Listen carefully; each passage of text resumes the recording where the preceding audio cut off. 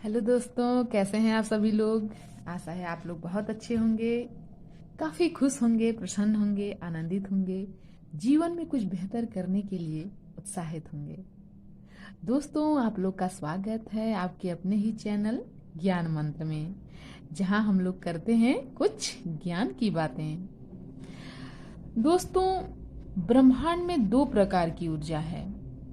यदि हम अच्छा सोच रहे हैं या कोई आशीष दे रहा है, दुआ दे रहा है, तो वह सब ब्रह्मांड की सकारात्मक ऊर्जा से एकाकार होते हैं और यही चीज हमें खुश करती है, प्रसन्न करती है। क्रोध करके किसी के प्रति दुर्भावना रखने से आपका मन खराब होता है, काम भी बिगड़ता है। क्यों? क्योंकि यह नकारात्मक ऊर्जा होती है। इसीलिए दोस्तों, कभी भी हमें हमेशा अच्छा सोचना चाहिए। यदि हम अच्छा सोचेंगे तो ब्रह्मांड में ऐसी वाइब्रेशन जाएगी और ऐसा ही हमारे जीवन में घटित भी होगा।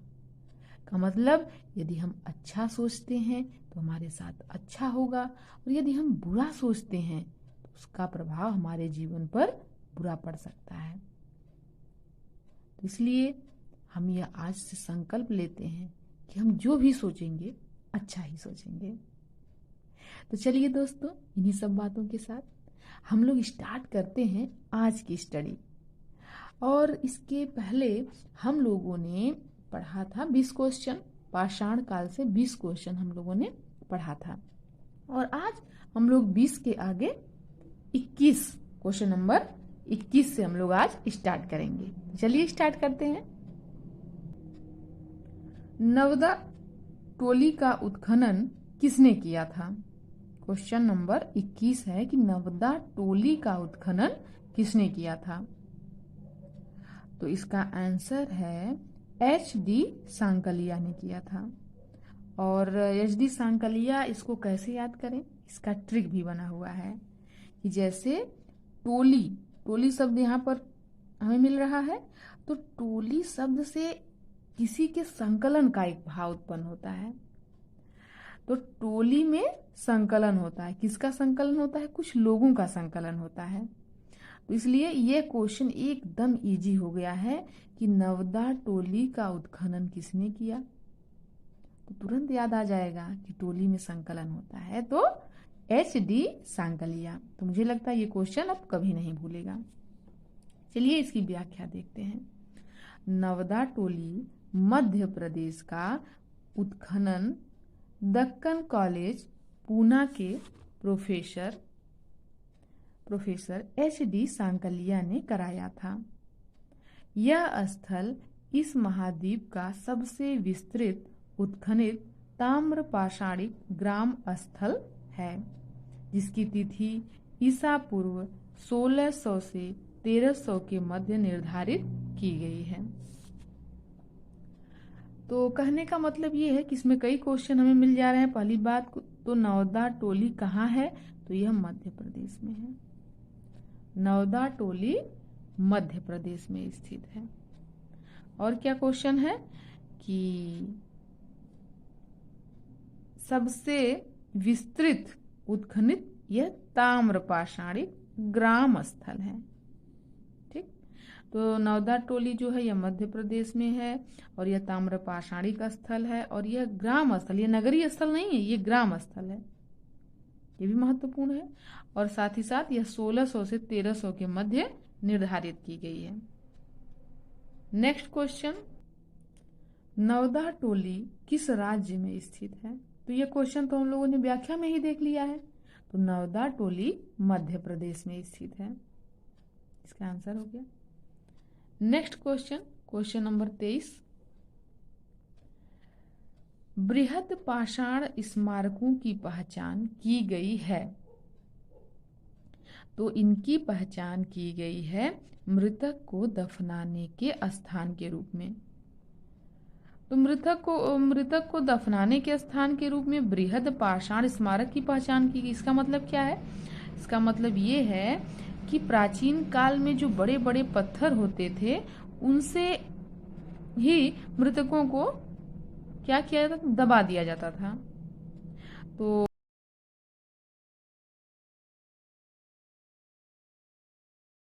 को दफनाने के स्थान के रूप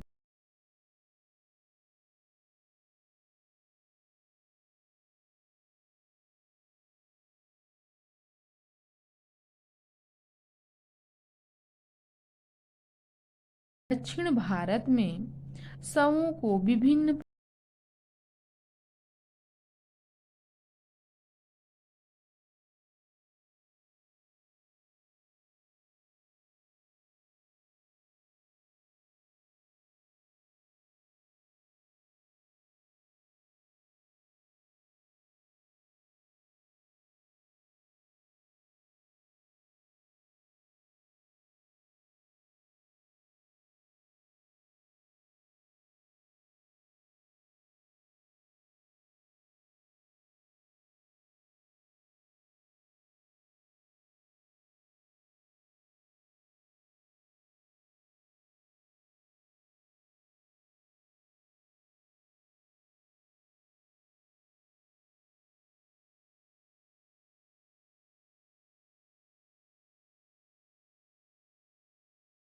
में वह संगन कल्लू स्थल से संबंधित है। और इसका ट्रिक क्या है? इसका ट्रिक ये है कि जो राख होती है ना, राख, तो राख होती किस कलर में है? राख काली होती है। और यहाँ दिया हुआ है कल्लू, तो राख का टीला जो है वह संगन कल्लू। ये भी इजी हो गया क्वेश्चन।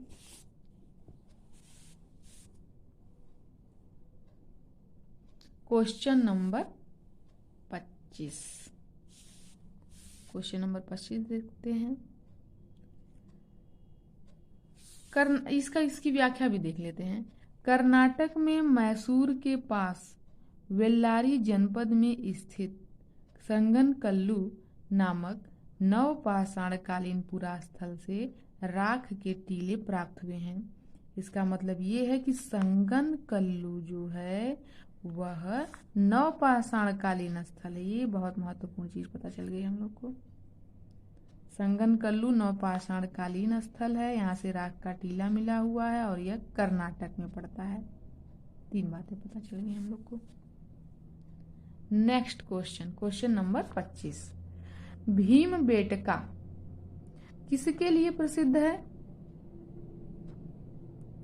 तो भीमबेटका जो है वह प्रसिद्ध है गुफाओं के शैलचित्र के लिए। गुफाओं के शैलचित्र के लिए भीमबेटका। ये तो बहुत इजी क्वेश्चन है, बहुत सभी लोग जानते हैं इसको। ये कोई कठिन क्वेश्चन नहीं है। इसकी व्याख्या लेकिन हम लोग पढ़ लेते हैं कि मध्य प्रदेश के रायसेन जिले में स्थित भीमबेटका, तो भीमबेटका कहाँ स्थित है? भीमबेटका स्थित है मध्य प्रदेश में, वो भी रायसेन जिले में। तो ये भी कभी कभी क्वेश्चन आता है कि ये किस जिले में है। भीमबेटका प्रागैतिहासिक शैल चित्रकला का श्रेष्ठ उदाहरण है। इन गुफाओं में जीवन के विविध रंगों को पेंटिंग के रूप में उकेरा गया, जिसमें हाथी, सांभर, हिरन आदि के चित्र हैं। अब तक लगभग 700 शरण स्थलियों की पहचान की जा चुकी है, जिसमें 133 में चित्र पाए गए हैं। तो बड़ी इंपॉर्टेंट जानकारी मिली। नेक्स्ट क्वेश्चन है कि निम्न में से कौन सा स्थल प्रागैतिहासिक चित्रकला के लिए प्रसिद्ध है? तो प्रागैतिहासिक चित्रकला के लिए भाई कौन सा प्रसिद्ध है? तो चित्रकला के लिए सबसे अधिक फेमस है भीमबेटका, इसमें कोई भी संदेह नहीं है। भीमबेटका कहाँ पड़ता है? भीमबेटका मध्य प्रदेश में पड़ता है। किस जिले में पड़ता है? रायसेन जिले में पड़ता है। किसके चित्र उकेरे गए हैं इस पे? तो हाथी, सांभर, हिरन, इन सबके चित्र उकेरे गए हैं। तमाम जानकारियां हमें पता चली। नेक्स्ट क्वेश्चन, भीमबेटका की गुफाएं कहाँ स्थित हैं? तो सबको पता है भाई।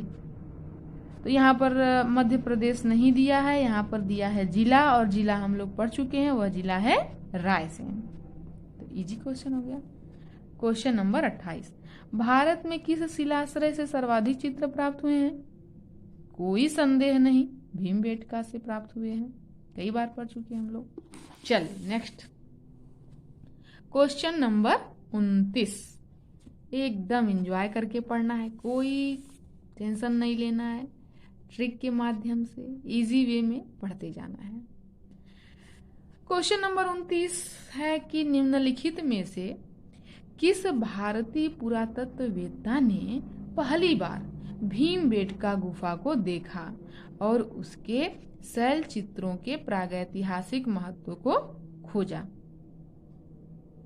तो भीमबेटका गुफा को देखा और महत्व को खोजा, तो वो कौन थे? वो थे वी.एस. वाकंकर। वी.एस.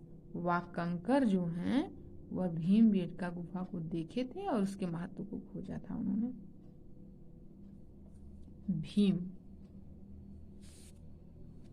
इसकी व्याख्या है कि मध्य प्रदेश के रायसेन जिले में स्थित भीमबेटका प्रागैतिहासिक शैल चित्रकला का श्रेष्ठ उदाहरण है। इसकी खोज कब हुई है? 1957 में। किसने किया है? वी.एस. वाकंकर ने। यूनेस्को ने भीमबेटका शैल चित्रों को विश्व विरासत सूची में सम्मिलित किया है। मोस्ट इंपॉर्टेंट, विश्व विरासत सूची में शामिल है। नेक्स्ट क्वेश्चन नंबर 30, गैरिक मृदभांड पात्र OCP का नामकरण हुआ था कहाँ? हस्तिनापुर में हुआ था। व्याख्या देखते हैं इसकी। गंगा यमुना दोआब की सांस्कृतिक परंपरा संभवतः उस संस्कृति के साथ शुरू होती है जिसे अपने अत्यंत विशिष्ट मृदभांड के नमूने के कारण गेरुवर्णी गैरिक मृदभांड संस्कृति कहा गया। बीबी लाल ने वर्ष 1951 में हस्तिनापुर में सर्वप्रथम गैरिक मृदभांड प्राप्त किया था और वहीं इसका नामकरण हुआ।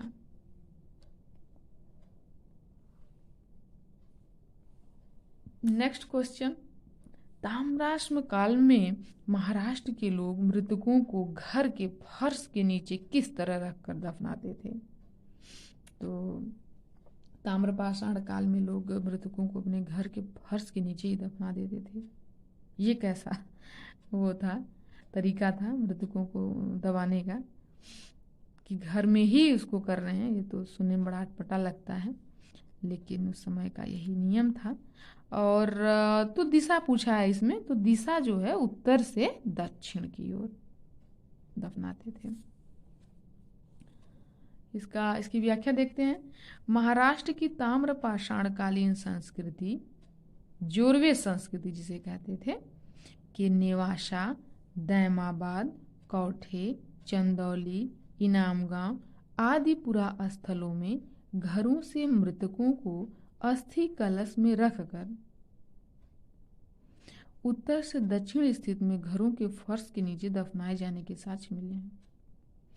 कब्र में मिट्टी की हंडियां और तांबे की कुछ वस्तुएं भी रखी जाती थीं। तो ये हो गया। अच्छा, इसमें सबसे महत्वपूर्ण ये भी क्वेश्चन आता है बार बार कि जोरवे संस्कृति जो है वह किस काल को कहते हैं? तो यह ताम्रपाषाण कालीन है संस्कृति है जोरवे संस्कृति, और जोरवे संस्कृति यह महाराष्ट्र में थी। और जोरवे संस्कृति के अंतर्गत जो स्थल है वो बड़े इंपॉर्टेंट हैं। नेवासा, दैमाबाद, कौठे, चंदौली, इन सब का एक नोट्स बनना चाहिए कि ताम्रपाषाण कालीन जो स्थल हैं जो जोरवी संस्कृति के अंतर्गत आते हैं उनमें कौन कौन से स्थान हैं। चंदौली, इनामगांव, आदिपुरा स्थल, ये 3 और 2 5 स्थल कम से कम मिल गए। नेवासा, दैमाबाद, कौठे, चंदौली और इनामगांव। ठीक, इंपॉर्टेंट है ये Chandauli. Next question, question number 32, निम्नलिखित में से किस स्थल से मानव कंकाल के साथ कुत्ते का कंकाल भी सावधान से प्राप्त हुआ है? वो कौन सा ऐसा स्थल है? बुर्जहोम। तो जो बुर्जहोम स्थल है यहाँ से मानव कंकाल तो मिला ही है, अब उस मानव कंकाल के साथ कुत्ते का भी कंकाल। ऐसा महसूस हो रहा है कि कोई मालिक रहा होगा कुत्ते का, और जब मालिक मर गया तो कुत्ता भी दफना दिया गया। ऐसा ही महसूस हो रहा है, क्योंकि कुत्ता भी तो तुरंत मरेगा नहीं साथ में। तो ऐसी संभावना हम लोग व्यक्त कर सकते हैं, संभावना ही व्यक्त कर सकते हैं, क्योंकि जानकारी तो उतनी क्लियर है नहीं। चलिए इसकी व्याख्या देखते हैं कि जम्मू एवं कश्मीर में श्रीनगर के निकट उत्तर पश्चिम में स्थित बुर्जहोम से नवपाषाणकालीन अवस्था में मानव कंकाल के साथ कुत्ते का कंकाल भी सावधान से प्राप्त हुआ है। गर्तावास, गर्तावास मतलब गड्ढों वाले घर, गर्ता मतलब गड्ढा और वास मतलब रहने वाला, तो गड्ढों वाले घर भी यहाँ की प्रमुख विशेषता है। चलिए नेक्स्ट क्वेश्चन देखते हैं। निम्नलिखित में से किस स्थान पर मानव के साथ कुत्ते को दफनाए जाने के साक्ष्य मिले हैं? तो अभी यह क्वेश्चन हम लोग ने पढ़ा है कि कुत्ते को दफनाए जाने का साक्ष्य बुर्जहोम से मिलता है। कहाँ से? बुर्जहोम से मिलता है। बुर्जहोम जो है ये जम्मू कश्मीर में पड़ता है, और जम्मू कश्मीर के साथ ही साथ यह नवपाषाणकालीन स्थल है। तो इससे 3 क्वेश्चन बनते हैं। बुर्जहोम यदि नाम आ गया तो आप को याद आना चाहिए कि यहाँ से कुत्ते को, मानव के साथ कुत्ते को दफनाए जाने का साक्ष्य मिला है। बुर्जहोम जम्मू कश्मीर में पड़ता है। बुर्जहोम नवपाषाणकालीन स्थल है। इतनी बातें एकदम याद होनी चाहिए। क्वेश्चन नंबर 34, गर्त आवास के साक्ष्य प्राप्त हुए हैं। तो वही है, गर्त आवास के साक्ष्य जो है बुर्जहोम से ही प्राप्त हुए हैं। तो मैं ये भी बताते हुए ये चीज भूल गई थी बताना, फिर से रिवीजन करना कि यहाँ कुत्ते को, मानव के साथ कुत्ते को दफनाए जाने का साक्ष्य मिला है। यहाँ से गर्त आवास मिला है, यह जम्मू कश्मीर में है, और यह नवपाषाणकालीन स्थल है। तो 4 बातें इससे संबंधित हो गई, बुर्जहोम से संबंधित। फिर क्या है? विंध्य क्षेत्र के किस शिलाश्रय से सर्वाधिक मानव कंकाल मिले हैं? तो विंध्य क्षेत्र के किस शिलाश्रय से सर्वाधिक मानव कंकाल?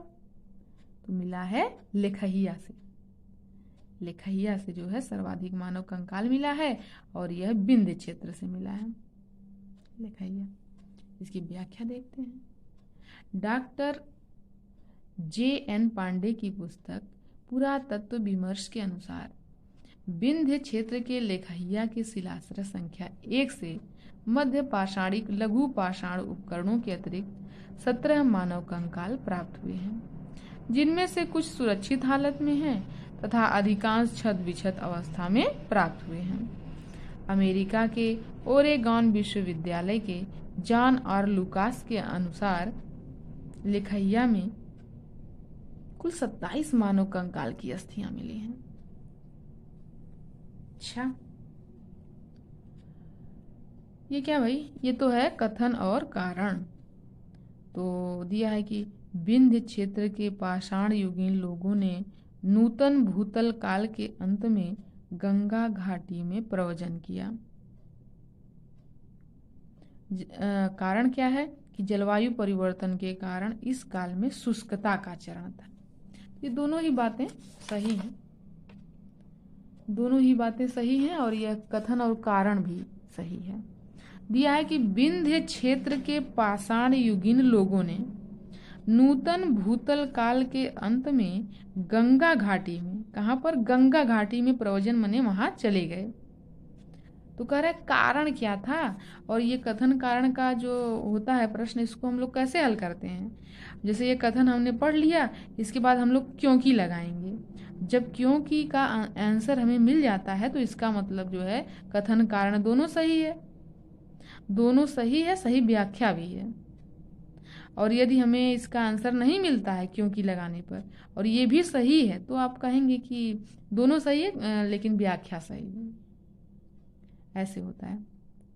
तो इनका जो प्रवचन किया इन्होंने, तो आप फिर लगाएंगे प्रवचन किया क्योंकि जलवायु परिवर्तन के कारण इस काल में शुष्कता का चरण था। तो हमें क्योंकि का जवाब सही सही मिला है, तो ये दोनों ही कथन सही है।